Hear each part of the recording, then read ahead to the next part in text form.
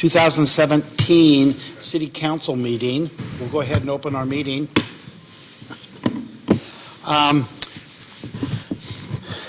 Let's stand for the Pledge of Allegiance, and Adam will lead us in that. I pledge allegiance to the flag of the United States of America and to the republic for which it stands, one nation, under God, indivisible, with liberty and justice for all. Thank you, Adam. Our first item on the agenda this evening is a proclamation that I would like to present.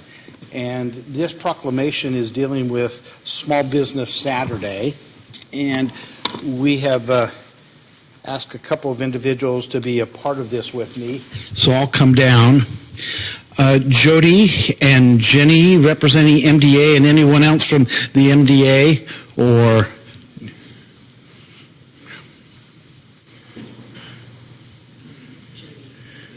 oh, excuse me. Okay. Welcome. Well, let me go ahead and read this proclamation.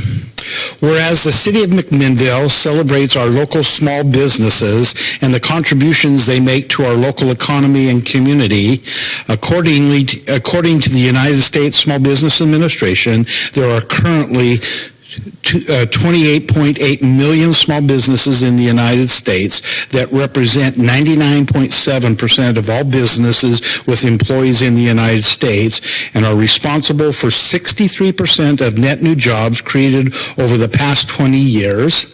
And whereas small business employs 48% of the employees in the private sector in the United States, and whereas on average 33% of consumers' holiday shopping will be done at small independently owned retailers and restaurants, and whereas 91% of all consumers believe that supporting small independently owned restaurants and bars is important, and whereas 76% of all consumers plan to go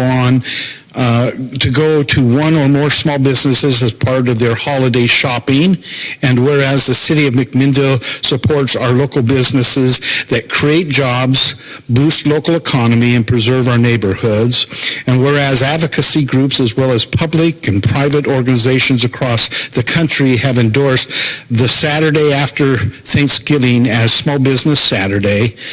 Now, therefore, I, Scott A. Hill, Mayor of the City of McMinnville, do hereby proclaim November 25th, 2017 as Small Business Saturday, and urge the residents of our community and communities across the country to support all businesses and merchants on Small Business Saturday and throughout the year. Yet witness, I have hereto set my hand and caused the official seal of the City of McMinnville to be attached to this, the 14th day of November, 2017.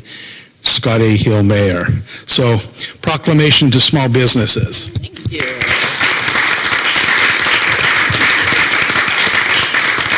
Why don't we have individuals representing introduce themselves? Jenny Berg, and tonight I'm wearing my McMinnville Downtown Association Board President hat. I'm Jamie Korf, and I'm the Events and Promotions Manager with the McMinnville Downtown Association. I would like to say a few things, if it's all right.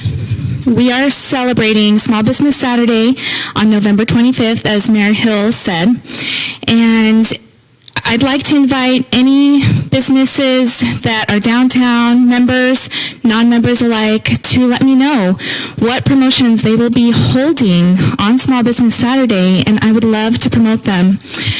Holly Ann here from Accessory Appeal and Found Objects, as well as Stephanie, are a big part of organizing Small Business Saturday, and they have done a lot of their legwork around that, so they are also good people to contact. And then I would also like to present our council members with Small Business Saturday bags and swag inside. I think there's one special one for the mayor with a banner in it. It's either... Oops. Oh, I apologize. That was a lot lighter than I thought it would be. Here we go. Thank you. And I would also like to invite all of our city leaders to go shop downtown on Small Business Saturday. If you're into taking selfies, take a selfie. #StrollMac. Just to let everybody know that you're shopping downtown. And also community members too. #StrollMac. Oh, I don't think these two want to talk. Again, thank you so very much. I know McMinnville has a strong history of supporting local businesses downtown, and to be able to focus on a particular day, which is a fun shopping day, isn't it? So, again, thank you, and it was our pleasure to be able to provide the proclamation. So, Thank you, Mayor.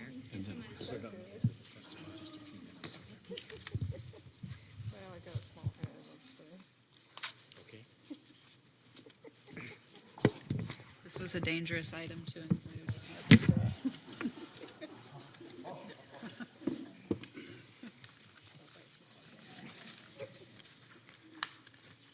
well, I forgot to tell you, you give the council a bag of goodies, and we may lose them for the rest of the evening.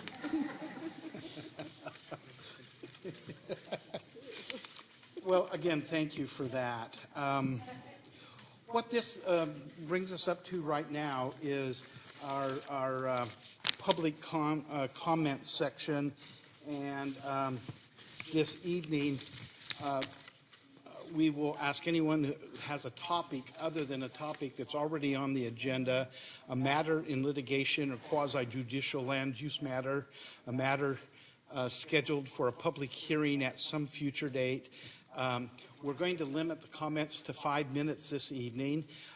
Also, I just want to let you know, if anyone's here to comment on the discussion we're going to have a little later dealing with the fees for transporting our garbage out of the community, that is we're going to have a public hearing on that. So we would ask you to hold those comments till when we have our public hearing, and my understanding is that will be in 2 weeks that we have that public hearing.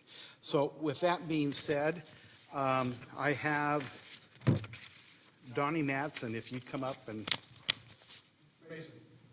or excuse me, Mason. Yes. This is my first time here. Sit here. Sit here and just to introduce yourself, and then we'll give you 5 minutes to share your comments. Donnie. Thank you. I'm Donnie Mason. I'm a McMinnville resident. I have some information I'd like to enter into the public. Why don't you bring the mic a little closer to you, Donnie? Okay, thank you. I have some information I'd like to enter into the public record. It's in the form of a book that I wrote. It's entitled Screwed, Blued, Tattooed, and Sold Down the River. It's an American political saga, remedies included, some assembly required. And first, I'd like to thank you all for your service.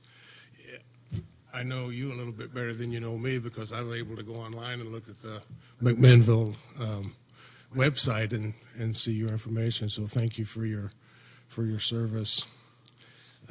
Appreciate that very much. The information that I have that's in this book, as my father would say, even a blind hog comes across an acorn once in a while.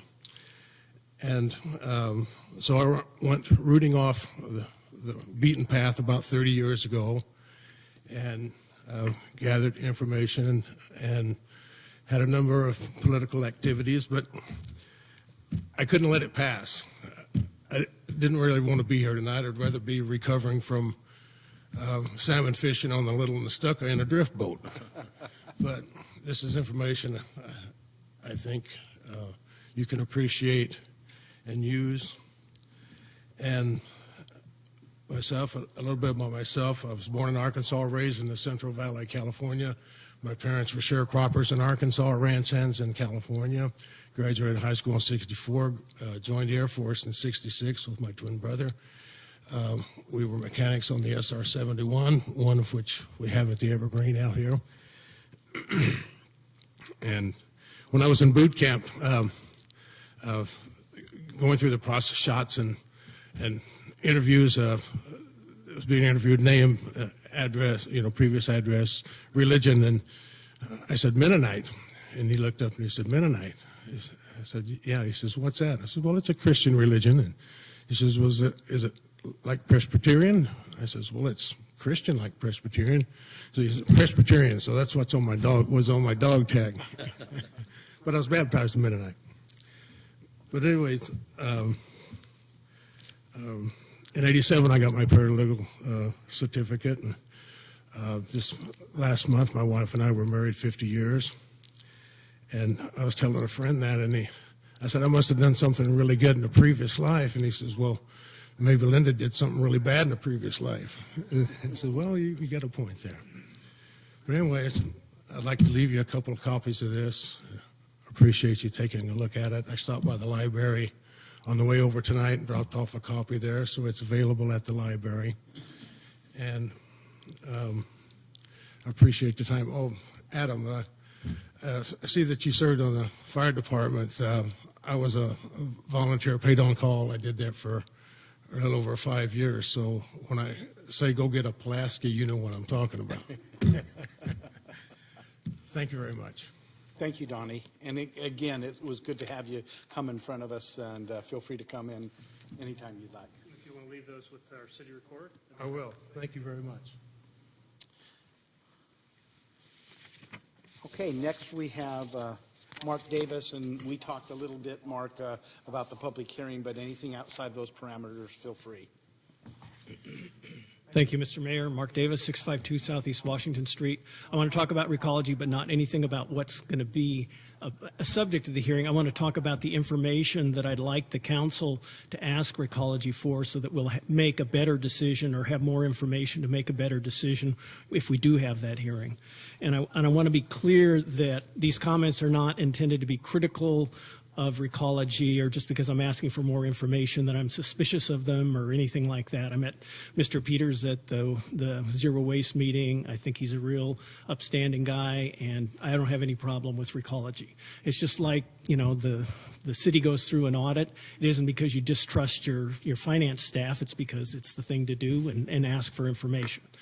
So the first thing I'd like to bring to your attention in the franchise agreement is on page 13. Let's see, this is like 1F.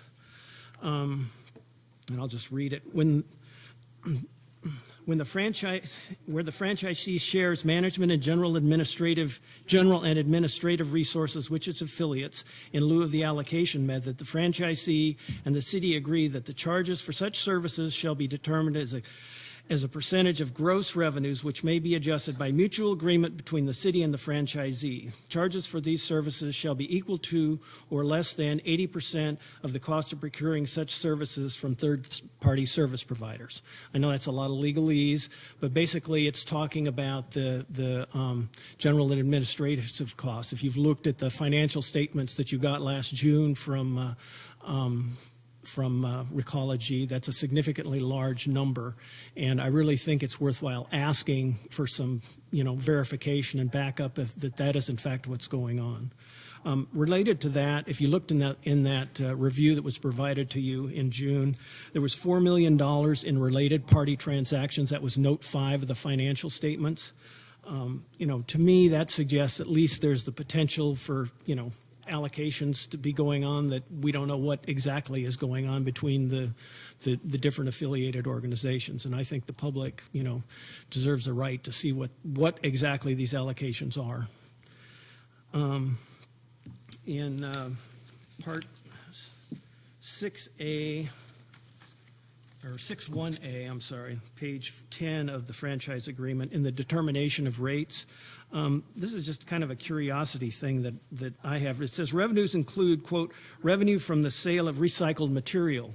But I don't see that line item in the 617 approved rate sheet, nor in the reviewed financial statements that were provided. I know, talking to Mr. Peters, that they definitely are getting revenue from the recycled items, and I realize that's something that goes up and down. It seems like it ought to be something of concern to us because, we want to know exactly, we're trying to do more of recycling. Are we going to get more money from recycling, or what's going to happen? So it would be interesting to have a little more information about that before we decide on the rate increase. I mean, the recycling expense in the rate proposal is $420,000. So it's, obviously there's a lot of expense there. I don't know how much revenue, if any, that we're getting in. And then in information that the council can request, and this is Article 7 reports.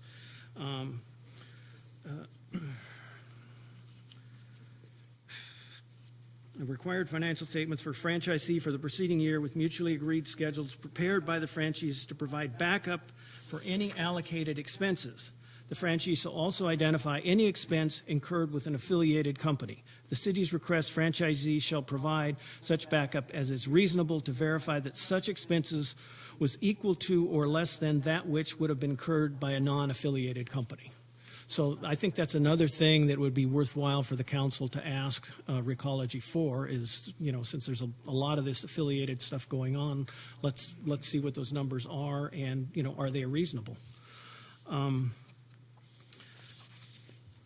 In conclusion, I just want to say I know you all come from, different business backgrounds.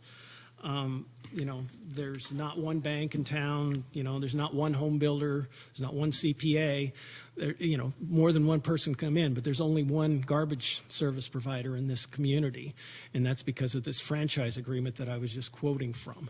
And so I think it's important that we have a full, open discussion of what these numbers are and what they mean to the community before we, proceed to approve any sort of rate increase. Thank you. Thank you, Mark. And now if I learn how to get rid of this. Oh, there's the top. Thank you, David. I've been carrying this for 20 years, in some form or fashion, and it works really well. My son. Again, Mark, thank you. JW.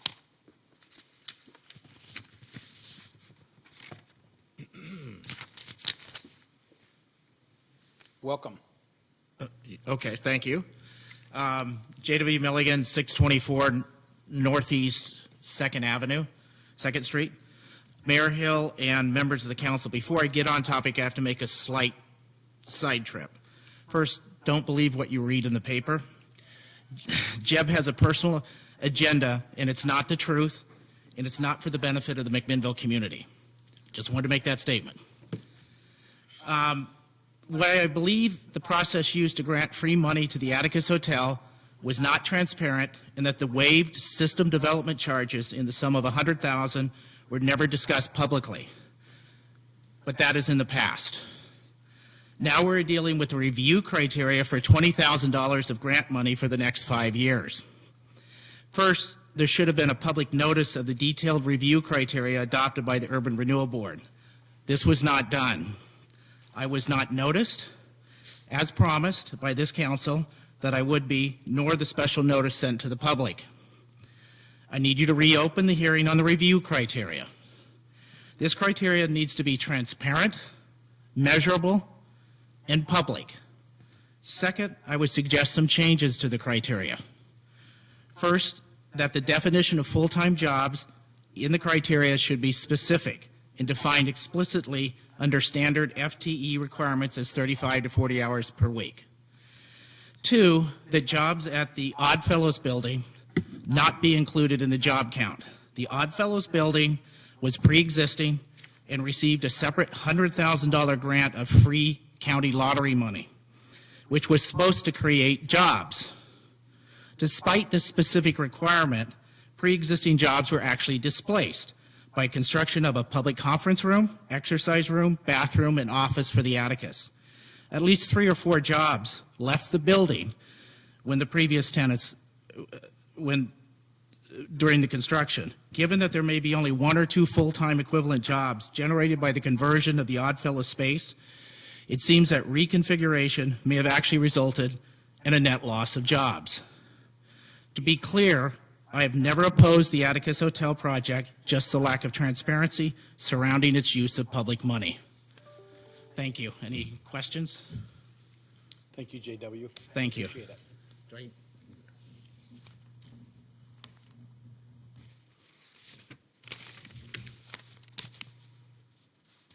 And we have Ramsey McPhillips. Ramsey, if you'd come up. And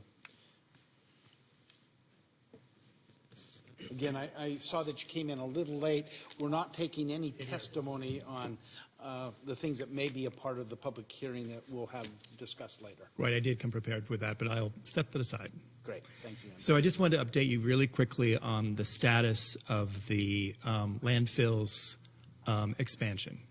Yesterday, you probably are aware we had a hearing in front of the Supreme Court. We were represented in amicus briefs from the Department of Justice, the Farm Bureau, 1,000 Friends of Oregon, and certainly Stop the Dump Coalition. It went very, very well. You never know what the judges are going to do. They apparently take a great deal of time to decide, which means that the landfill will remain stalled in terms of the large expansion. There's 2 potential expansion issues going on right now. One we call the vertical expansion, which is the long-range 29 acres, and then there is the horizontal, which is putting garbage in a stopgap effort, temporarily 400,000 tons on the old footprint. We've challenged both of those expansions, and I just wanted to pose a warning, which I'm doing to everyone, not just to this council. We are actively pursuing the legal remedies to stop both of those vertical and horizontal expansions, meaning that A, there may not be a place for McMinnville to send the garbage regardless of what you decide in a couple weeks, and B, if garbage is placed on the landfill, we'll be asking for it to be removed, which is our legal right. The DEQ and presumably Waste Management are going to go forward, even though there are pending legal questions relating to both of these expansions. They can't go forward with a large expansion, but they may go forward with a short expansion. We are going to challenge them, and given yesterday's very positive, as the reporter for the Capital Press said, vibe from the justices, we think we have a good chance to have positive results in the courts. So your garbage may be included in garbage that goes into Riverbend Landfill that we'll be asking legally to be removed, and you'll be culpable to that. And believe me, you know me, I'm a smiley, nice guy with a bunch of baby animals. When it comes to my legacy, I will pursue it to every degree. So please be noted, you're on notice, that I ask you not to get involved in this legal quagmire and just move on to another less conflicted disposal system. So I'll see you in a couple weeks with lots of details. Thank you, Ramsey. Do you have any questions about the hearings? This is your chance. Thank you. Thank you. That concludes our public comments this evening. That will take us to our next item of business, which is a presentation. And this presentation comes from our Historic Landmark Committee. And our committees are going to be coming before council on an annual basis now to, at least annually, to report to the council on the things that have been happening within that committee work. And it's a great way for us to recognize those committees and the committee work that's been going on. And so representing the Historic Landmark Committee, we've got Chuck and then Joan Rabkin to make a presentation. So I'll ask the 2 of you to come up, and we're looking forward to your report.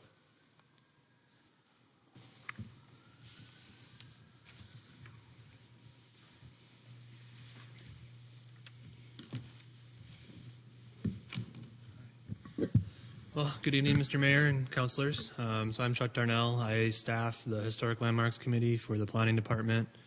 Joan Drapkin's here as well. She's our chair of the Historic Landmarks Committee.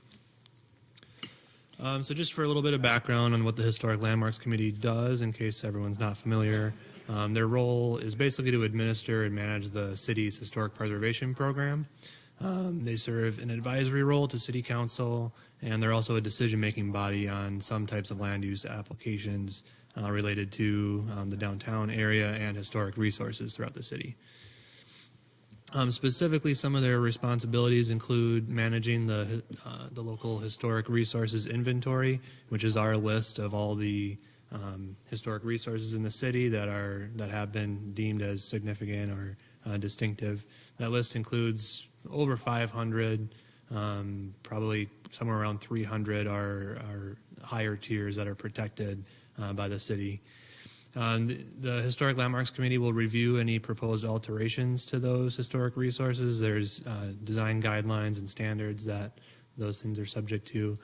The committee is also responsible for doing surveys and studies of the city in terms of historic resources and historic districts. And also just to raise public awareness of historic resources is another one of the committee's role. So doing any types of public engagement, sharing information about historic things in the city. So our current Historic Landmarks Committee is made up of, currently we have 4 members and 1 vacant position. Normally there is 5. Joan is our chair. She's been on the committee for quite a long time. John Mead, who's a founder of a local construction company here in McMinnville.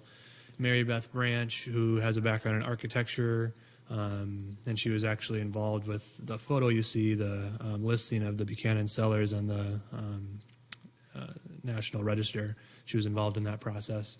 And Corey Schott, who is he's actually an adjunct professor at the University of Arizona and has a background in history. So we have a really diverse background and a lot of different expertise on our committee right now. So it's a very good group.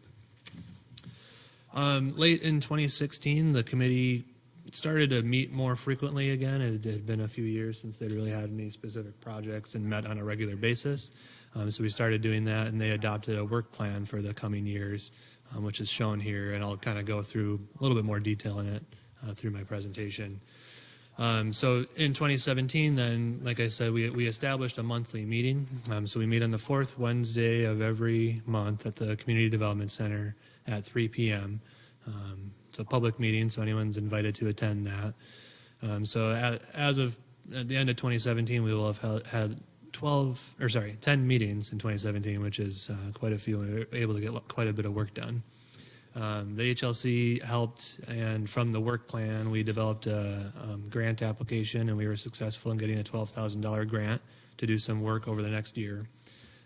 We also developed an RFP for that work to be completed, and I'll touch on that again here in a little bit.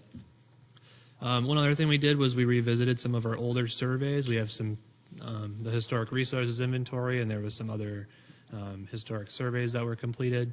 And we looked at some of that information and tried to focus in on an area where the next survey we're going to be doing will be focused. And we've narrowed it down to 2 areas, residential areas north and south of downtown. So we're still refining that, but that's something that we worked on a little bit last year. The HLC also spent quite a bit of time updating the city's historic preservation regulations. If you all remember, those came to you as the city council, and you adopted the new historic preservation chapter in the zoning ordinance. The HLC met for probably, I think it was 6 or 8 meetings, public meetings, where they reviewed updated Oregon revised statutes and proposed amendments to the code, and those eventually worked their way through the process, but they were very heavily involved in that. And they also, over the course of the last year, reviewed 5 land use applications. So some of the types of things they'll do are downtown design review. They reviewed the Atticus Hotel and its exterior design primarily to make sure it fit in with the downtown and the historic buildings in that area. They did a historic resource classification. This was a home that was actually moved from the Linfield campus to an area in southwest McMinnville, and so they reviewed that proposal. And they also reviewed a request to designate a sign as a historic resource. In the past year, it was the FARNHAM electric sign, which is out on Lafayette Avenue now, but it's the sign has existed since I think the 1930s and was in its original location on 3rd Street. And some of these photos here you can see. So there's some of the types of applications that the HLC will work on. Upcoming in 2018, the two of the biggest undertakings we'll be doing are going to be the intensive level survey and a historic preservation plan. Those are the two things that we are going to be completing with the grant funds that we received. The intensive level survey is going to focus in on one of those two areas that I mentioned before, and it'll include 6 to 12 properties, and it'll be in-depth research on those properties, and it'll allow us to update our local inventory and have more information on some of those historic resources. And then a historic preservation plan will be created. This is going to kind of help guide historic preservation in the city. Currently, our comprehensive plan has goals and policies related to historic preservation, but it was really more about, at the time, establishing the program for the first time. So we obviously have had it now underway for a while. We'll be looking at the program, and the plan will help with some implementation plan and policies and guidelines moving forward for how that program continues here.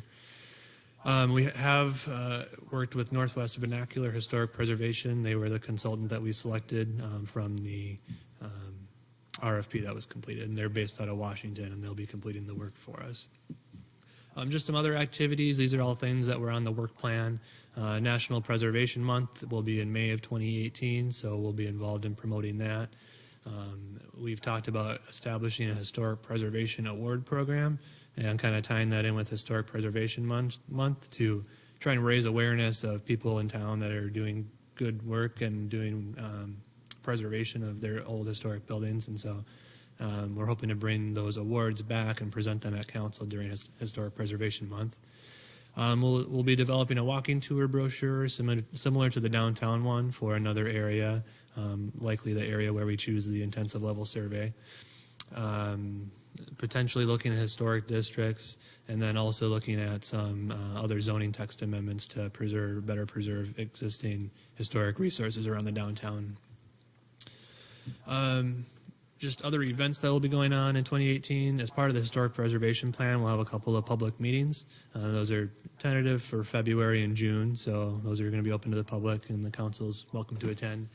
At the end of that process, there will be a plan that will be completed. The Historic Landmarks Committee will review that throughout the development of it and eventually recommend it to council for consideration and for adoption, and that should be sometime in late 2018.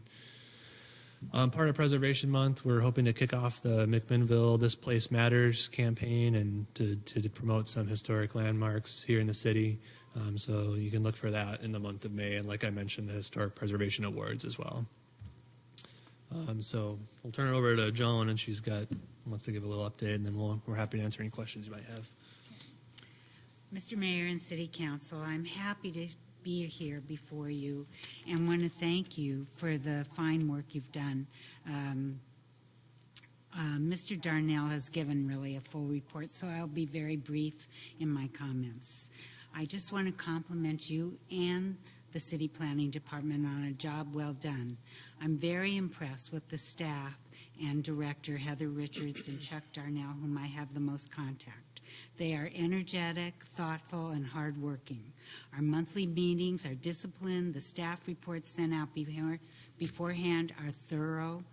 Therefore, we can complete the work of our agendas in a reasonable amount of time. The meetings usually last about 2 hours. I think the staff is doing an excellent job and is to be commended, and I really want you to note that because it's really been a pleasure. And I've worked with, not that it wasn't a pleasure before, but it is just, it's very dynamic working with this staff. I'd also like to know if you have any questions or concerns that I could relay back to the committee, or like to keep the conversation open and going so we know everybody's viewpoints and just. So I'll go ahead and open that up to the council. Any comments for Joan or Chuck, or questions? Go ahead, Kelly. Just a comment. I've only attended one or two of your meetings, but I was very impressed with the amount of background work and everything that was done. Got to listen to the hearing on the FARNHAM side, and I really was very impressed by it. I wish I'd been able to be in on a couple of the others, but I think it's wonderful that this is getting going. It's very helpful with the people that have signs that might be out of compliance, but still might qualify as a historic sign. So I've been very pleased with the work that you folks have done. Thank you so much. Thank you. Thank you. Any other comments or questions? Thank you very much for your time. Well, Joan, question that I have, do we have any openings on your committee right now? Well, we do, actually. Rebecca Quant, thank you for asking. Rebecca Quant has just resigned because she has another job in Salem. So that will be open. And then I don't know, 2 other places may be open. There's somebody coming, Corey Schott, who's really, we are so lucky to have him. He's part of that wayfaring group out in Sheridan. Mm-hmm. I mean, he's a gem, and he was filling in for the end of somebody's term, so he's coming. His position is coming open, but I think he's reapplying. And also, my term expires, and I'm reapplying. So to say that they're open, no.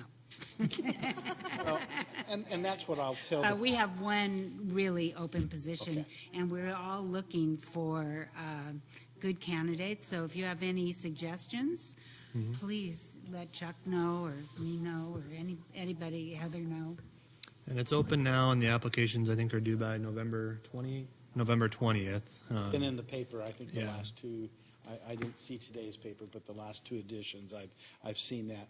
Well, Joan, thank you for your leadership, because you're the long-term person that has been on the committee. But I am so impressed when I look at those that are serving on this committee with their expertise, their background, and their passion to do the things that need to happen. Again, so often, there's so much hard work put in, and it's not one of those glitzy, glamorous committees that we have. I don't know that any of ours are, but there are others that get a little more notoriety for what they're trying to accomplish. But yours is very focused, and I'd ask you to stay for 2 presentations, because I've got something that I'm going to present to the MDA that I think has some impact on your committee. But again, thank you, councilors. If you know of anyone that brings a passion for the historic nature of our community, this is a committee to be a part of. So again, thank you. Thank you. Thank you.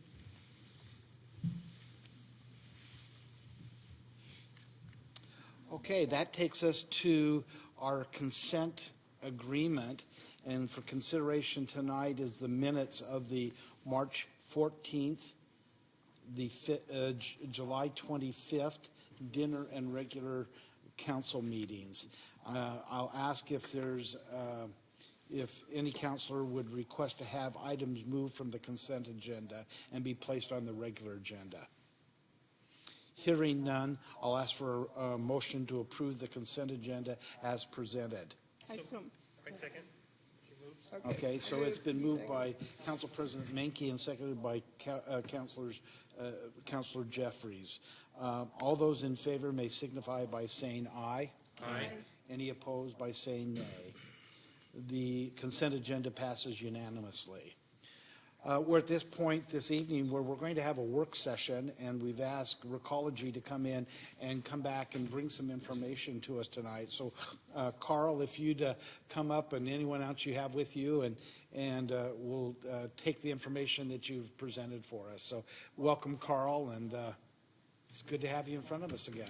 Thank you. I saw on the agenda it said Dave Larmouth, and I just wanted to emphasize I'm not Dave Larmouth.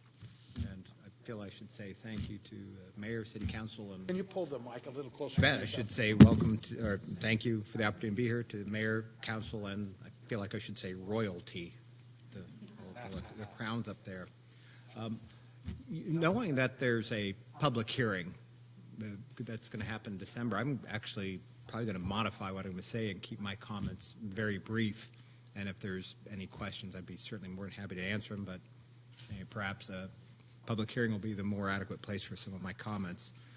But thank you for the opportunity to speak to you tonight in regards to the response that we sent to the city's inquiry for a proposal to an alternate disposal site. To confirm what we discussed in September, Ecology would propose headquarters landfill in Cowlitz County. It's a county-run landfill, well-run, well-managed facility. As presented in December, the cost implication is a 10% increase, which is detailed in the proposal that we submitted. Assuming we begin January 1, the rate change would be effective the same date. The transfer station, the construction is complete. I think the only thing we're waiting on to be operational is the results from the city inspection, which I believe may have been as recently as this week. And so, barring that, the facility would be ready to operate.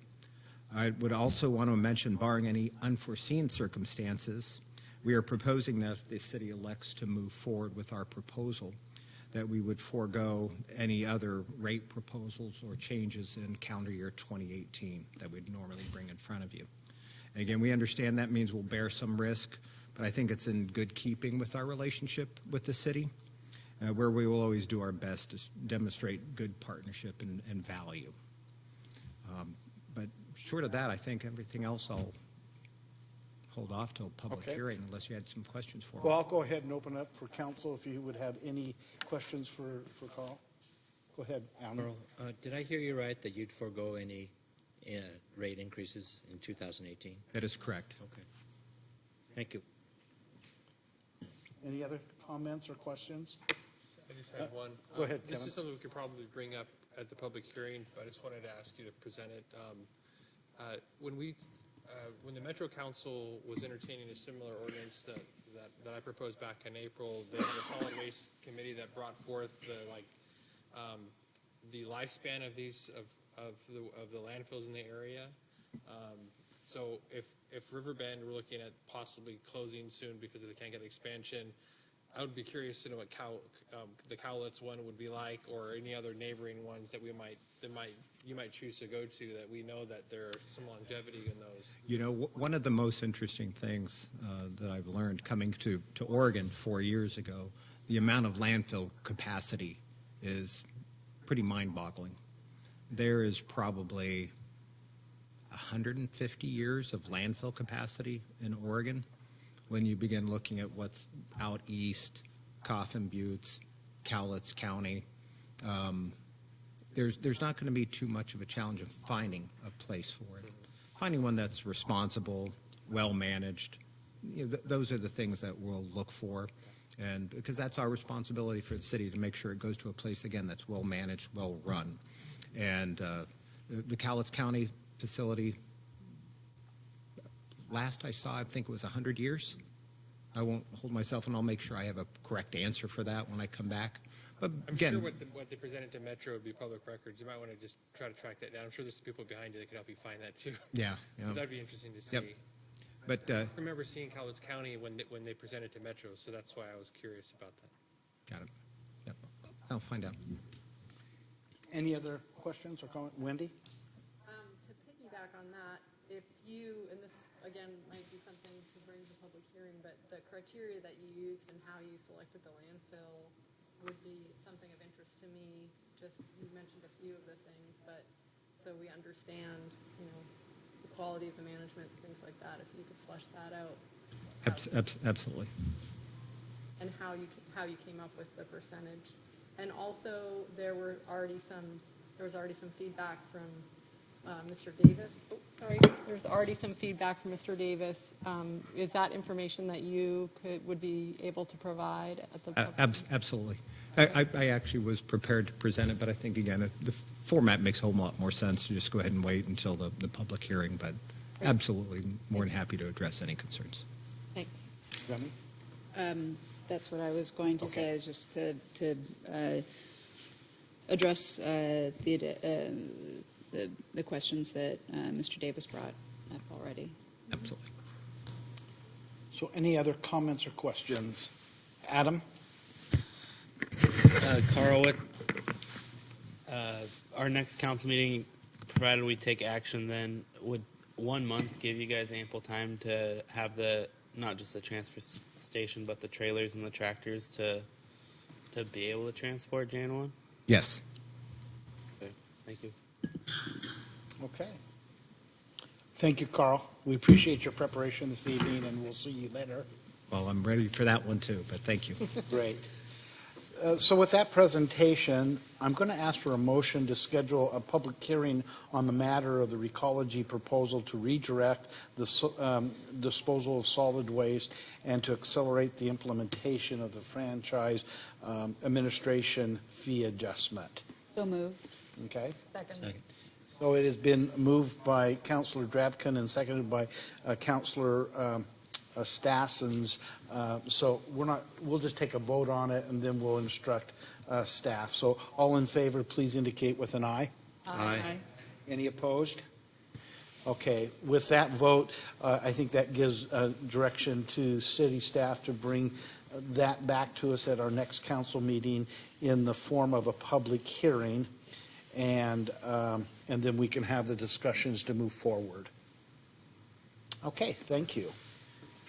I have another presentation that I would like to make at this time. I came into the office this week and had a letter signed by our governor, and I would like the MDA to come back up here if they would. And Chuck and Joan, if you'd come and stand on the end, because I think this has some implications to some of the good work that's been happening. Not many are aware of what we've got, but this is a long-standing recognition that goes on. So this was dated October the 25th, and it is addressed to the Honorable Scott Hill of City of McMinnville. It says, "Dear Mayor, on behalf of the citizens of Oregon, the state of Oregon, I congratulate the McMinnville Downtown Association for its recognition as a 2017 Main Street America accredited program. The rigors and the performance standards for the comprehensive commercial district revitalization in order to receive this designation makes it a significant achievement. Revitalizing old and historic commercial districts helps build stronger communities. Your support of the economic development strategy, which leverages new investment in your communities, as well as the preservation of the unique character of McMinnville. This program is an outstanding example of how commitment, collaboration, inclusiveness, and civic engagement can create a vibrant community. The accreditation is a tribute not only to the community, but also to the citizens who make McMinnville a wonderful place to live, work, play, and visit. Congratulations on this city's accomplishments. Sincerely, Kate Brown, Governor. And so I know we have been an accredited Main Street for many years. The McMinnville Downtown Association was one of the first organizations I became involved in 25 years ago when I came into the community, and have been very involved with Livable Oregon and the Oregon Downtown Association. And I know from traveling the state that we're seen as one of the, from those that know, those that are on the street, one of the best downtowns in Oregon. And so continue that work. And I look at the committee and say, you guys have been a good part of that too, because you've helped us over the years of being able to keep this historic piece going and working well. So again, we thought we'd frame that and you guys could put it in the office. So again, thank you, and spending a little extra time, but I thought it would be appropriate after the presentation that our committee made tonight. So thank you.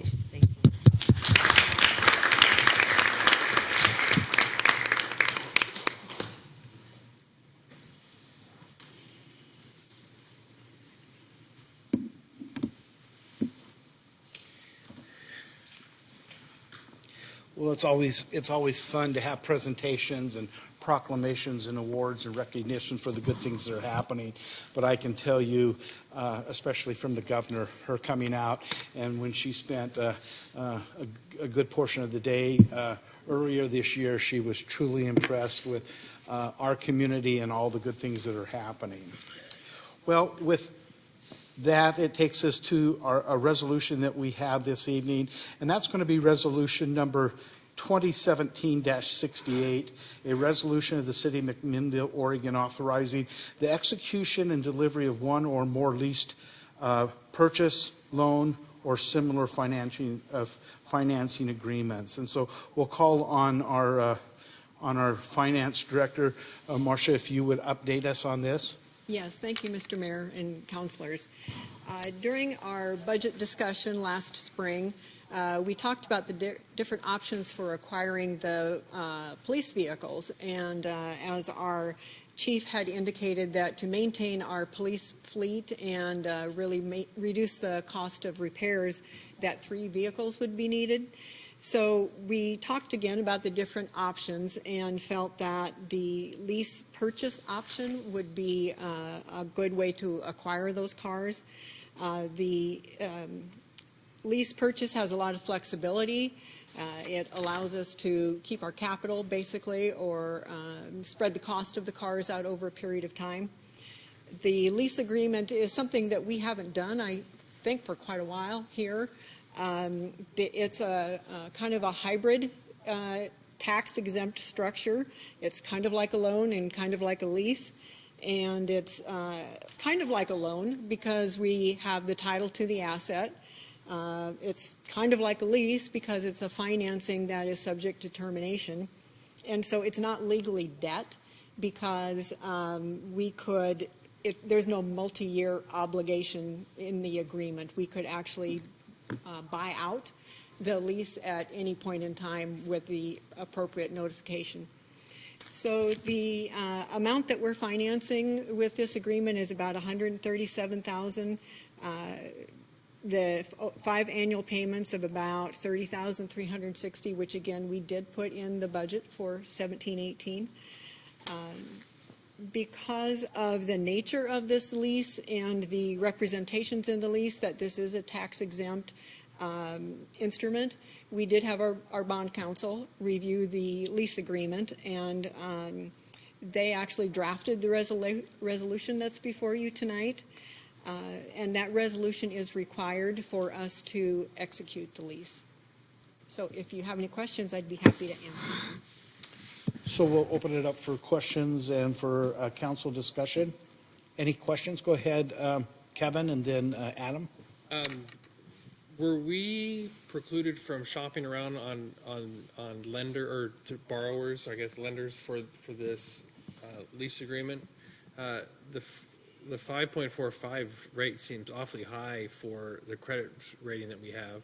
Well, and I did actually talk to a couple of other one in particular, and the difference in the cost of this lease was that there was just the one fee. I don't recall the other company that I spoke to, but they had an annual fee.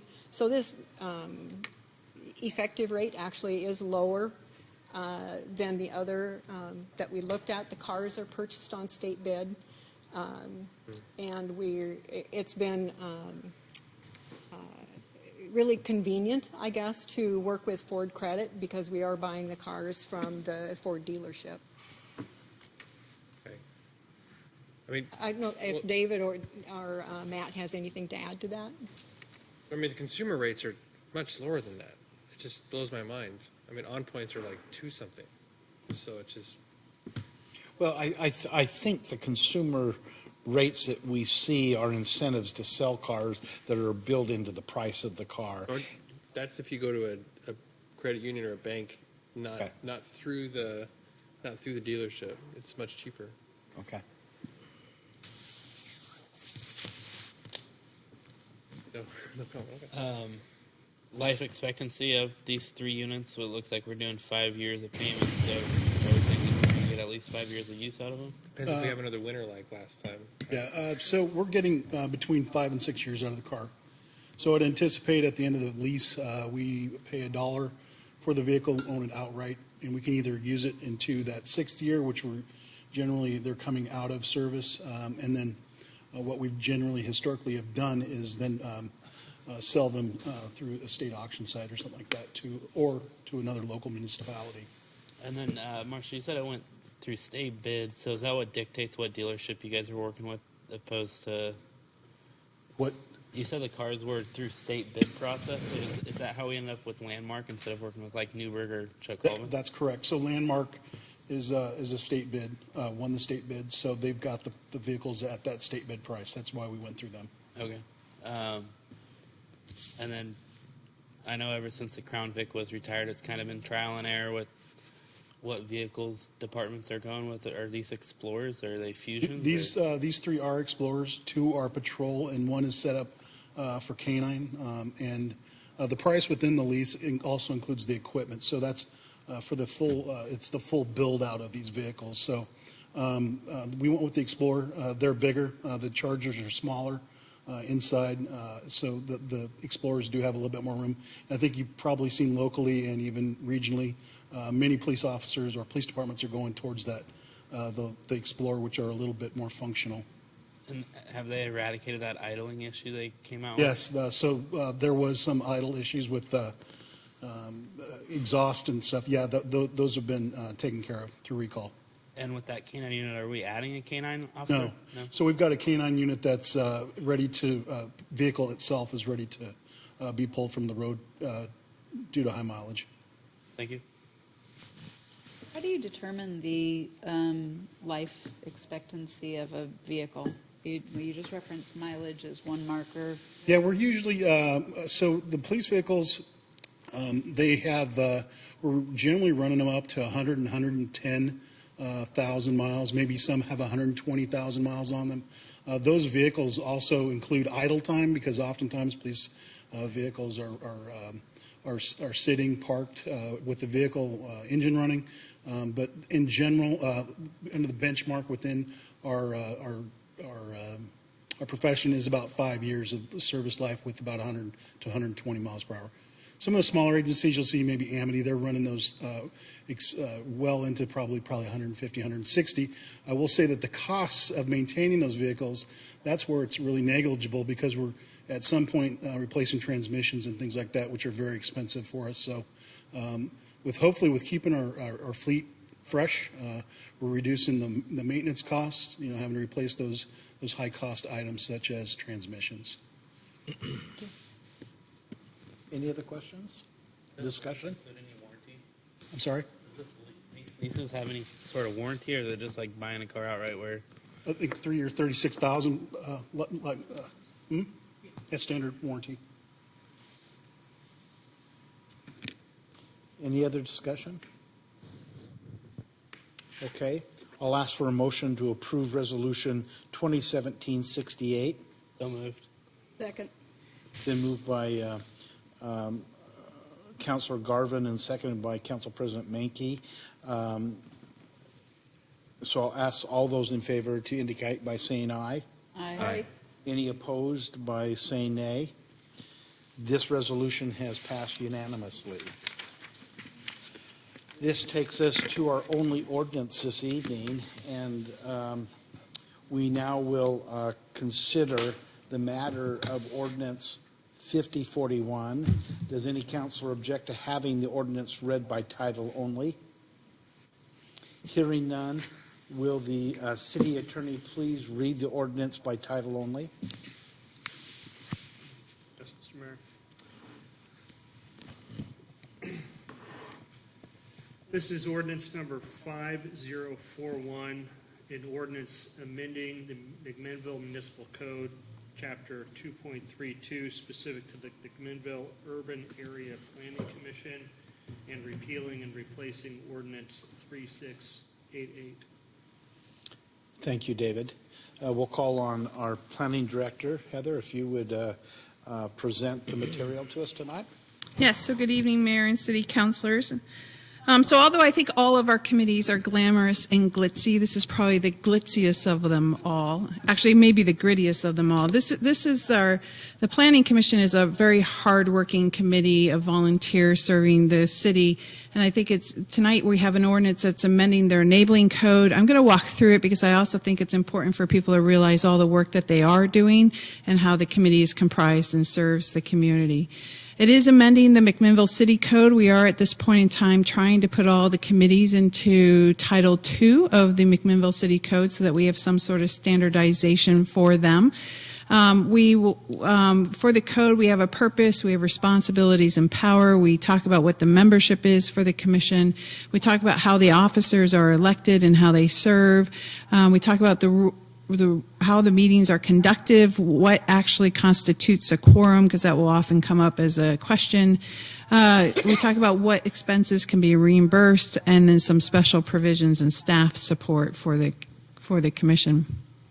So the purpose of the Planning Commission actually serves two roles, and they're a little bit different than the other city committees in that they're advisory to City Council like all of the other committees are, but they're also a quasi-judicial decision-making body. So that means they're making legal land use decisions for the city of McMinnville.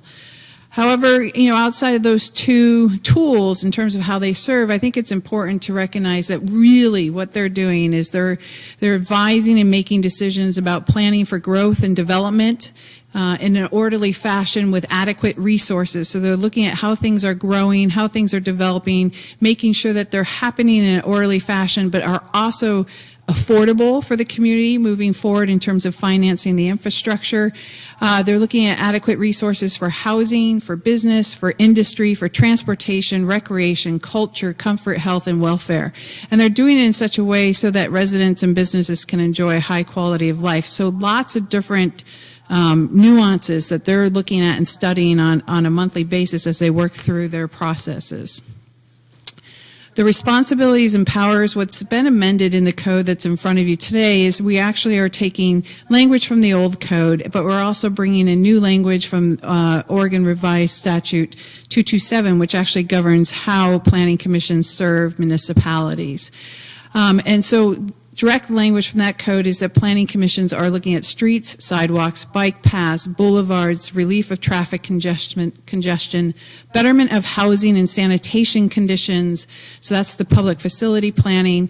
They're looking at establishment of zones with development standards, plans and regulations for growth, development, and beautification of the city, promotion, development, and regulation of industrial and economic needs of the community, and then studying the needs of local industries. Those are all the responsibilities charged to them through the ORSs for the state of Oregon.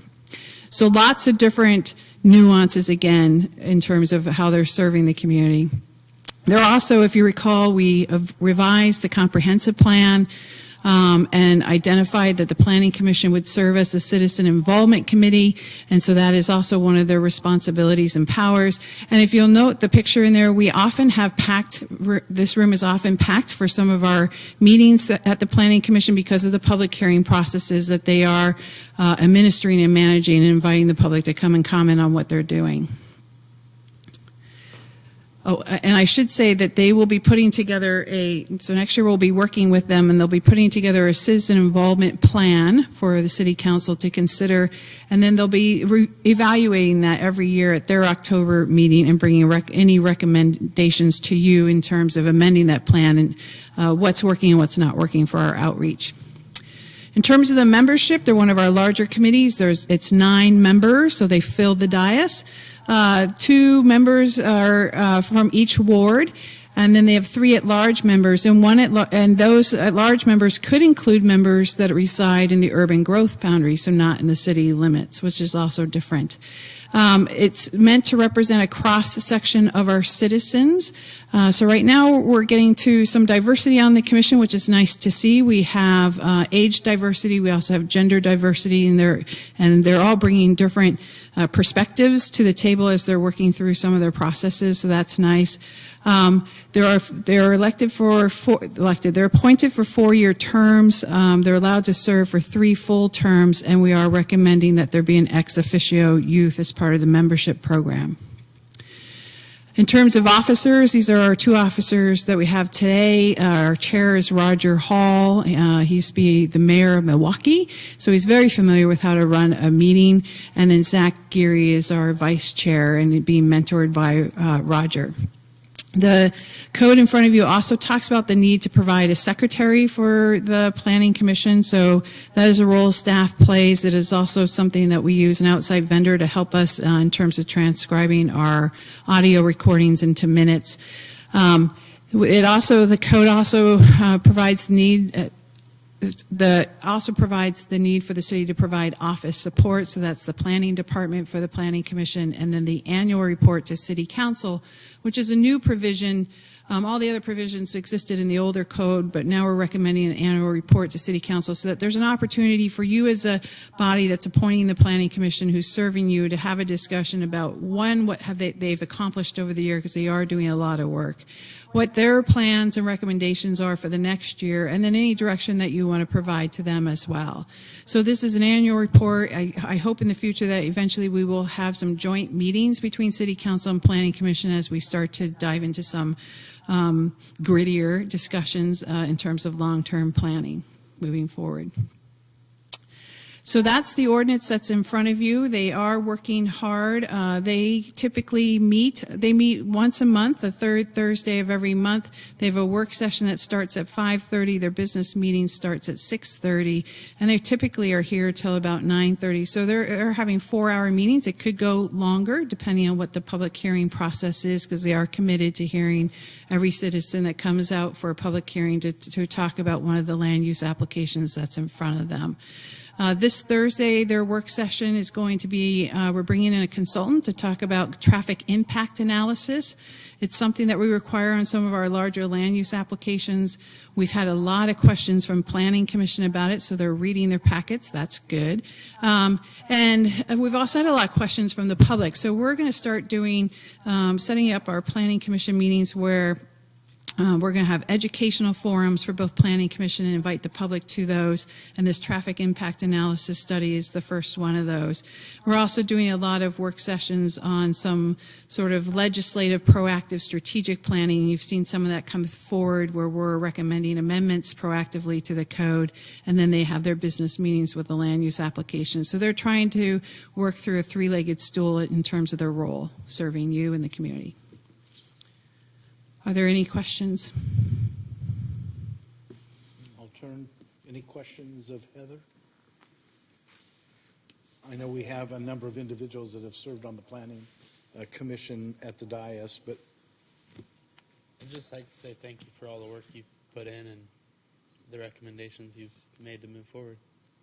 Well, I'll pass it on to the Planning Commission because they've put a lot of work into this. They're a very thoughtful group, very respectful of each other, and spent 2 work sessions working through this and also sending staff back and forth some emails and dialogue about it as well as we work through it. So, just a comment.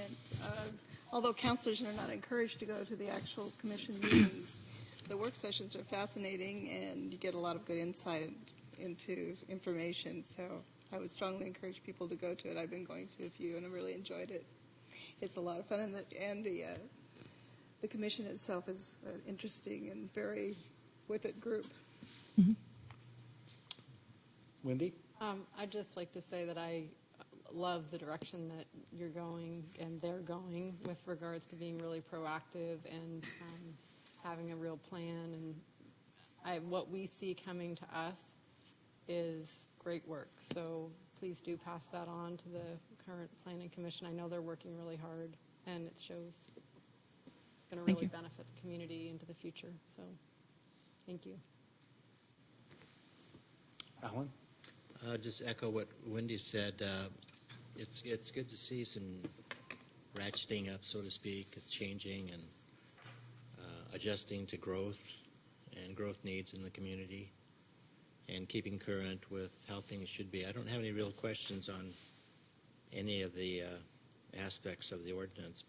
You answered most of those for me during our dinner meeting. But it's just good to see just a general upgrade in city commissions across the board. And the Planning Commission is I feel, right at the forefront of a lot of things, and so it's really important. And so I appreciate the process we're going through and the upgrade, and I think it'll be beneficial in the years to come. So, thank you. Thank you, Council. So I'll ask for a motion to pass ordinance number 5041 to a second reading. I so move. Second. It has been moved by Council President Menke and seconded by Councilor Rudin. All those in favor signify by saying aye. Aye. Any opposed signify by saying nay. And so this motion passes unanimously. Ordinance 5041 passes in its first reading unanimously. We will now ask the city attorney to read the ordinance again by title only. This is ordinance number 5041, an ordinance amending the McMinnville City Code, Chapter 2.32, specific to the McMinnville Urban Area Planning Commission, repealing and replacing ordinance number 3688. Thank you, David. I will now ask for a motion to adopt ordinance number 5041. So moved. Second. And then a second. So it's been moved by Councillor Stassens and seconded by Councillor Drabkin and so we'll ask the city recorder to poll the council. Councillor Drabkin? Aye. Councillor Garvin? Aye. Councillor Jeffries? Aye. Councillor Stassens? Aye. Councillor Rudin? Aye. Council President Minke? Aye. Ordinance number 5041 is adopted by a vote of 6-6. So thank you on that. That takes us to advice and information this evening. Reports from councilors on committee and board assignments. And Heather, thank you. Adam, why don't we start with you and we'll just head down this way. YCOM, we've officially signed the contract with TriTech for our new infrastructure update, which I believe is our first one since YCOM moved to the new facility. And so that's exciting. We don't have a project manager yet, but TriTech's identifying that, and hopefully by our next YCOM meeting we'll know who that individual is. So nothing too crazy going on there, other than when that's finally active, we should have text to 911 capability. And then our downtown safety task force has met twice, and Susan and Matt have been doing a great job with that. Our packets are very informative. I think you've been there, Mr. Mayor and Kelly, and I think there's been good discussion. We do get maybe sidetracked a little bit with wanting to make resolutions before priorities, but I think overall it's going well, and everybody's bought in, and everybody's moving forward in the same direction. So I don't think anybody's off on their own little agenda. Thank you, Adam, for that report. Kevin? At this time? Okay. Kelly? I think I've reported on most of the current committee work. The only thing I guess I would comment on, and certainly is by no means a done deal, but the continuing conversation about possible teen center came up at the homeless meeting yesterday, and it's we're still in the information gathering stage, but evidently YCAP is looking at a operational type of grant, and they should have some information for us within the next month or two on that. And if they do get that, then we probably will look at going forward and seeing if we can get assistance from the community to put this together. Thank you. Wendy? So the Urban Renewal Advisory Committee was canceled the beginning of this month because we are going to have a meeting with Sarah Architects on the 28th to look at a streetscape standards that I talked about previously, that we're trying to come up with some streetscape standards for that area. So I'll have more to report next meeting from that meeting. Thank you. Remy? We had a tremendous meeting with for our last affordable housing task force meeting. Last month we were able to, through YCAP,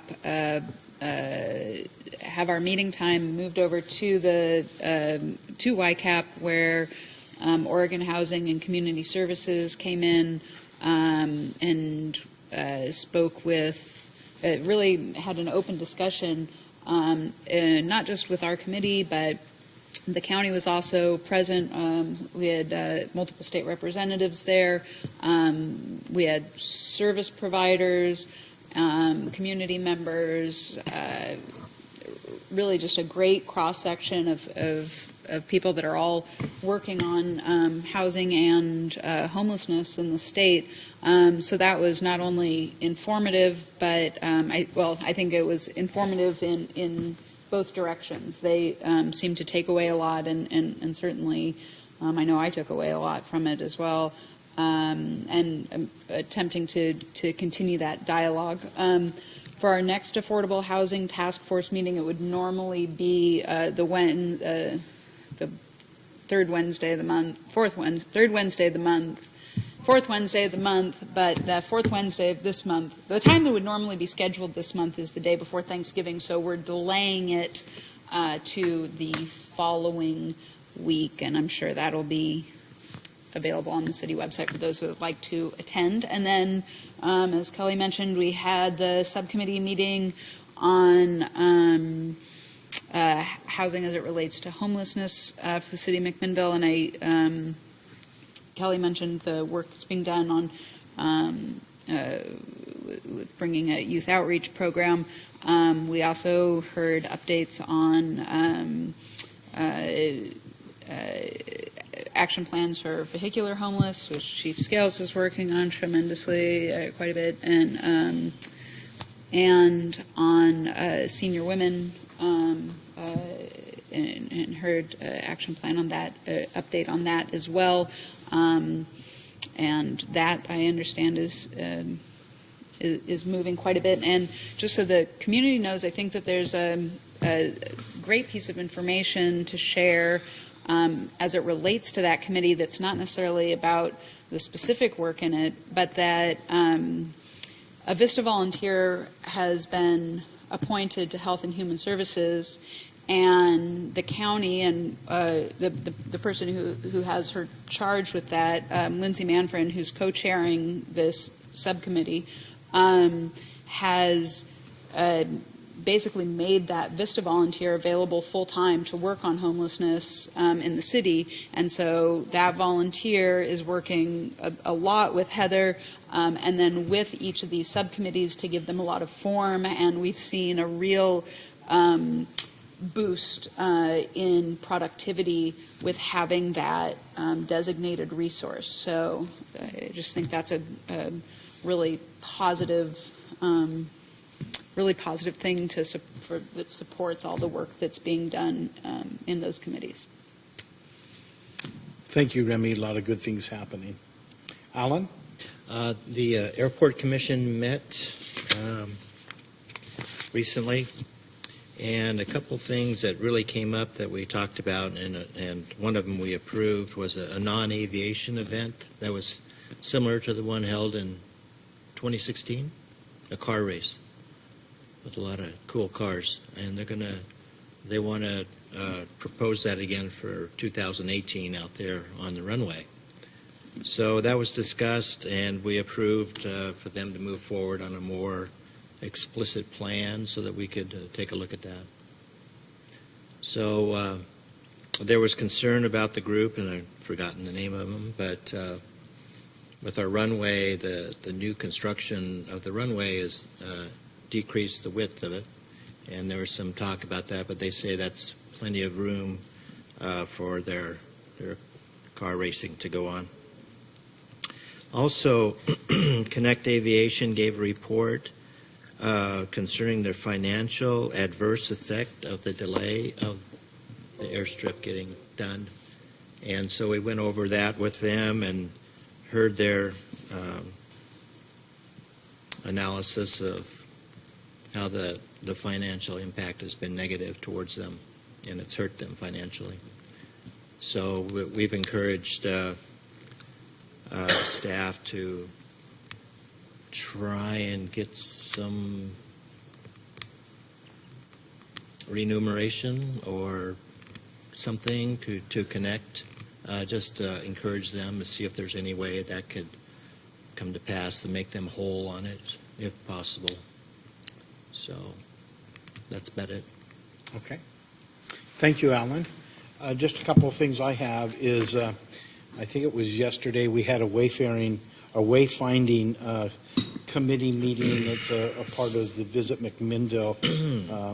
And we're to the point where we have really kind of put a stamp on the design and what we want it to look like. We made some decisions with colors. Over the last 2 months, we've really come up with design work. We talked a little bit about monument in sidewalks to help a part of that. So good things happening. We're seeing end results, and I think the next thing that we'll probably be seeing shortly will be, instead of the cardboard mock-ups, we'll probably see the real signs to see what they would look like. Then the task comes back to take it back to Visit McMinnville, and then them to coordinate and then bring some of that to the council. Again, this is design. This is kind of a policy of how signs would be used, the connectivity of all of that, and then the big piece then would be, how we're going to implement that and how we're going to be able to cover some of the cost of doing some of those things. But we're looking at kiosks that are very user-friendly. They're going to help us to locations. We talked a little bit about the locations those kiosks would be and the impact that those kiosks would have. So more to come. Again, if any have a desire to be a part of just listening to, it's about an hour to 2 hour discussion that we do. Feel free to come to any of the meetings. I just wanted to let everyone know that Kim Carr, his last day is tomorrow. We had a luncheon for him today and sent him off with all of our thanks and the good work that he's done. That was a great event. And so we recognize, matter of fact, you may or may not know, but today is Kim Carr Day in the city of McMinnville. We did a proclamation, and he was pretty tickled with that. Just to let you know, the Yamhill County Emergency Management, we're meeting now every other month, and so this month we did not have a meeting, so it'll be held in December, our next meeting. And then lastly, Thursday night is going to be our Yamhill City and County dinner for those that have signed out at Spirit Mountain. So let's move over to our department heads. Matt? Real quickly, I think our next council session, we'll have our first check-in with the Downtown Safety Task Force. I think you'll be pleasantly surprised that we made some headway, and we've got a plan of it of moving forward and grabbing the data that the council's requested. So that's actually exciting that we're moving in that direction. And secondly, we've got a couple lateral hires. I think that's important to tell you. People that are in backgrounds right now with us that is helping us shore up vacancies that we've got, allow us to get people on the road much quicker than the academy. And then finally, the parking code enforcement position that you authorized a couple of months ago. Those are still taking applications. I believe we close on the 24th, and then we'll be in application reviews and then into interviews. So progress we made. And then finally, this last week I announced that we will be promoting a sergeant to fill Captain Sandoval's vacancy. She was a sergeant, so that will be an internal recruitment that we've got a number of employees that are ready to take that step. So lots of stuff. Thank you, Matt. Marcia? Yes, actually I want to apologize to Councilor Jeffries because I feel like I didn't answer his question earlier about the leases for the cars. I think I misunderstood your question, but these municipal leases are a little bit different because there is a non-appropriations clause in the lease. So if for some reason 2 years into the lease the city would not appropriate the funds to pay the remaining installment payments on the lease, the city could actually terminate the lease without any penalty or without any further obligation. So it's a little bit different than me going down to the local dealership and buying a car. So I just wanted to point out that the structure of these leases is a little bit different because of the non-appropriations clauses. Yeah, my question is more about the rate itself. If I were to go buy a car, I wouldn't get the loan from the dealership. I would get the loan from a bank that was most competitive, that would offer me the auto loan. And so that's what I was getting at, was that the rate for the loan, for the lease, seemed higher than, because it's kind of a loan, and it's kind of a lease, and it's kind of a loan. And so that was kind of the jump where my question was leading to, was, were there more competitive lenders for that purchase? And I guess what I'm saying is I don't think that because of the non-appropriations clause in the lease, it wouldn't be like going to a bank and offering the same kind of lease. The example is that 2 years into your loan with the bank, you couldn't go to them and say, here's the keys to the car, you can have it, I'm not going to make the last 3 years of payments. You could. But right. But they'd come after that. There may be some recourse. Yeah. In this case, Yeah. That makes sense. It's not a straightforward loan. It's different. Correct. And so there aren't as many options like for where you can go to get a loan like that, basically. Right. And the rate's going to be higher because you can do that. Yeah. In Marcia, you did explore other options for that, and given the combination of annual fees plus annual interest, this one ended up being the best value for the city, lowest cost for the city. Can I ask a clarifying question also? What can you tell me for a product like this that the city could get that would be a loan? Why was the lease/loan option more viable than just a straight loan for us as the city? I would assume that we looked at those just a loan as well.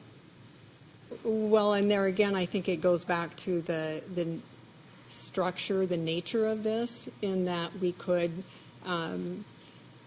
because this council can't commit future councils to make these debt service payments, or these lease payments, the non-appropriations clause that is in all of the like lease agreements for our copier printers that we lease have that non-appropriations clause. The loans don't have that.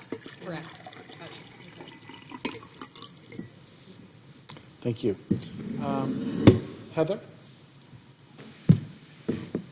Melissa? David? I get you for exec session, so Okay. I'll wait. Jeff? A couple of things. We're seeking consultant services to assist in the strategic planning process. We're reviewing proposals from 4 consultants to assist with an economic strategy. Representatives of the Chamber, the Downtown Association, Visit McMinnville, MEDP, and Heather have joined together to advise me on a consultant. We've reviewed 4 proposals. We've eliminated 2 of those, and we'll be interviewing 2 consultant candidates tomorrow and should have a decision on that consultant selection relatively soon. We've also submitted a request for proposals for the overall strategic planning process. We've received 5 proposals, and I've convened a committee. I asked the mayor to serve on the committee. He invited Councilor Stassens along with Heather. We've also invited Cassie Solars and Walt Gowell to assist in reviewing those proposals. That's the homework.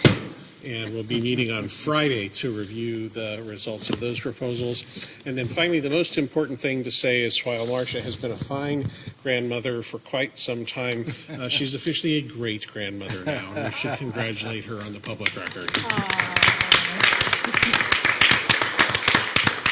Thank you for mentioning that. It was a big day in my family. She's a very young great-grandmother. Thank you. And it's been a very long day, I might add. Thank you, Jeff. Well, as David indicated, we're going to be headed into executive session to conduct deliberations with persons designated to carry out labor negotiations and to consult with legal counsel concerning legal rights and duties regarding current litigation or potential litigation. So at this point, I will close the City Council. And council will move into the conference area. We'll come back.